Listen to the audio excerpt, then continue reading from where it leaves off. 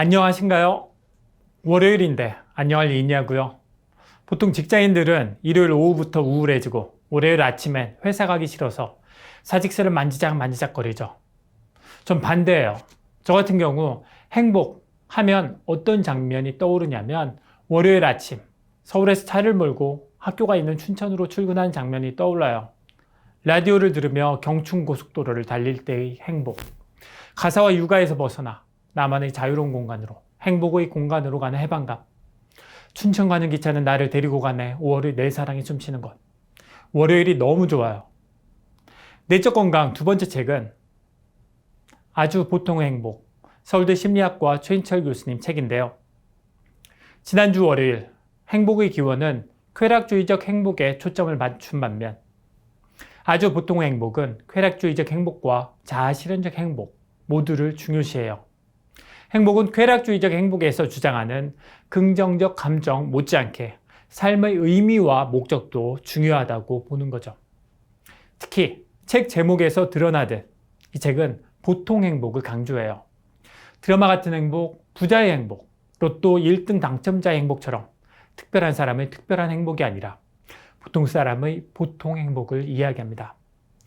좋은 사람과 함께 할 때 느끼는 행복, 의미 있는 일을 할 때의 행복, 일상의 삶을 잘 살아갈 때의 행복처럼 누구나 노력하면 누릴 수 있는 보통의 행복이 중요하고 어떻게 하면 이런 행복을 더 많이 누릴 수 있는지 그 방법에 대해 이야기합니다.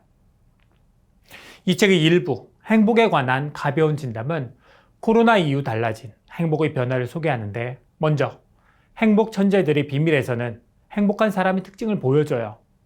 행복 천재들의 비밀 첫 번째, 그냥. 우리의 선물이 예상한 딱 그 수준인 반면 행복 천재들의 선물은 예상을 뛰어넘어요. 우리가 밸런타인데이에 초콜릿을 선물하는 반면 그들은 뜬금없이 내가 좋아하는 와인을 선물해요. 우리가 회사 로고가 박힌 머그잔을 선물하는 반면 그들은 내 이름을 새겨 넣은 머그잔을 선물해요. 이들의 선물은 그냥 하는 선물 같지만 사실 철저히 준비된 선물이죠. 나의 취향을 기억했다가 깜짝 놀랄 타이밍에 선물하는 거예요. 행복 천재들의 두 번째 비밀, 좋아하는 게 많아요. 서울대 행복연구센터에서 실험했어요. 자신이 좋아하는 걸 적어보라고. 행복감이 높은 사람은 좋아하는 걸 많이, 다양하게, 구체적으로 적었어요. 구체성의 경우 행복감이 낮은 사람은 음악 듣기라고 간단히 적은 반면에 행복감이 높은 사람은 한적한 기차에서 노래 들으며 책 읽기라고 구체적으로 적었죠. 행복한 사람의 머릿속은 좋아하는 것들로 가득 차 있어서 누가 물어보면 좋아하는 것들을 쏟아내요. 많이, 다양하게, 구체적으로.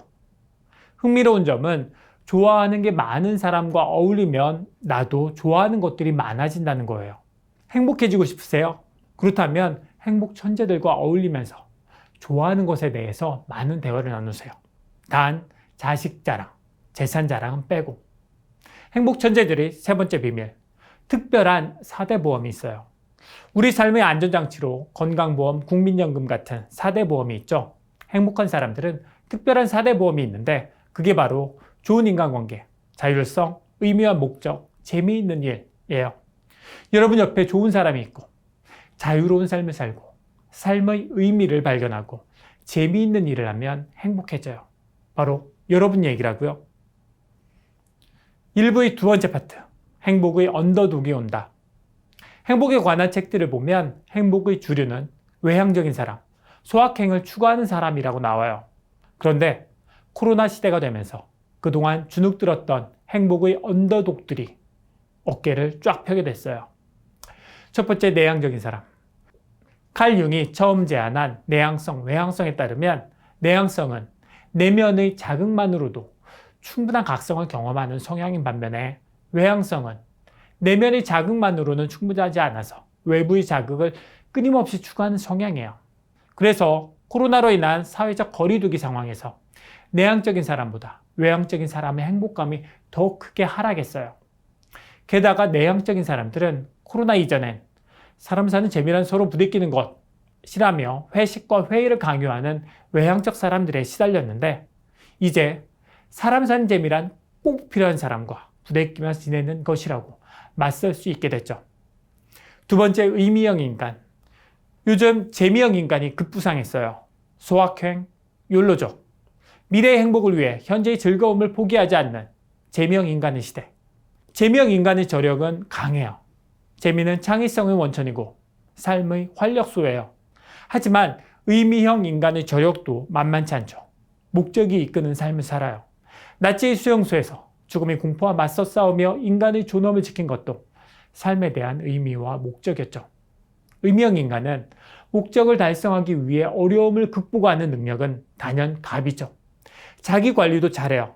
술, 담배를 멀리하고 규칙적으로 운동하고 몸과 마음의 저력을 키우죠. 화려해 보이진 않지만 내일을 위해 건강 자산을 쌓아가는 의미형 인간의 시대이죠. 이 책의 2부, 행복에 관한 진지한 농담에서는 일상의 행복을 누리는 지혜를 전해요. 먼저, 사실의 힘보다 믿음의 힘이 더 크다. 외모 자체보다 자기 외모에 대한 자신의 생각이 행복에 더 큰 영향을 줘요.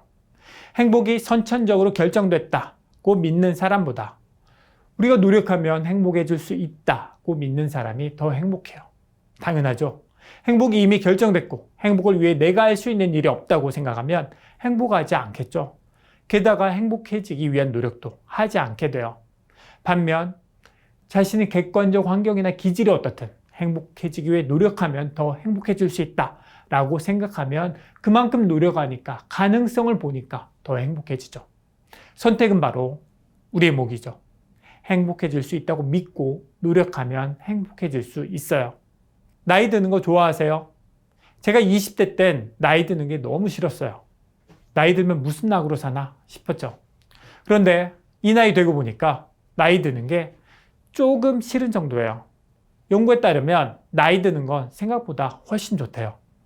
나이 들수록 감사가 늘고 남들과의 비교는 줄고 물질에 대한 욕망도 줄고 몸은 부지런해지고 웬만한 일은 다 이해가 되고 이쯤 되면 나이 드는 게 축복이에요. 한 가지 빼고 바로 외로움. 그래서 젊은 날부터 특별히 신경 써야 하는 게 좋은 친구들을 만드는 것과 유지하는 것. 친구가 있어야 행복하니까. 내적 건강 두 번째 시간 정리하겠습니다. 이 책을 통해 보통 사람의 보통 행복의 중요성을 알고 일상의 행복을 어떻게 누릴 수 있는지 살펴봤습니다. 그럼 아주 보통의 행복을 삶에 적용해 볼까요? 첫 번째, 뜻밖의 시간에 뜻밖의 선물하기. 가족, 친구, 파트너, 고객 누구든 좋아요. 주변 사람들의 취향을 흘려보내지 않고 기억했다가 그들이 좋아하는 걸 선물해 봅시다. 특별한 날이 아닐 때 필요하다면 선물에 그들의 이름, 이너셜도 새겨서 상대를 행복하게 만들고 여러분도 행복해지는 행복 천재가 될 수 있을 겁니다.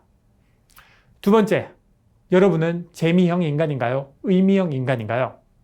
재미형 인간이라면 의미나 목적을 중요시하는 파트너들을 충분히 배려하고 있는지, 의미형 인간이라면 재미를 중요시하는 파트너들에게 지나치게 의미와 목적만 강조하지 않았는지 점검해 보시고 재미와 의미의 균형을 잡아봅시다. 세 번째, 행복해지고 싶으면 믿음의 힘을 믿어버리세요. 외모를 비롯해 자신이 가진 것을 긍정적으로 바라볼 뿐 아니라 노력해서 행복해질 수 있다고 믿고 행복해지기 위해 노력하면 더 행복해지죠. 내일은 외적 건강 두 번째 순서, 건강 불균형 바로잡기. 현대인의 고질병들을 해결하기 위한 식이요법에 대한 닐 바나드 박사의 비법을 살펴보도록 하겠습니다. 저희 부캐인 멸치의 꿈에 실망하셨던 분도, 멸치의 꿈을 격려하고 응원하시는 분도 내일 뵙겠습니다. 꼭 건강 자산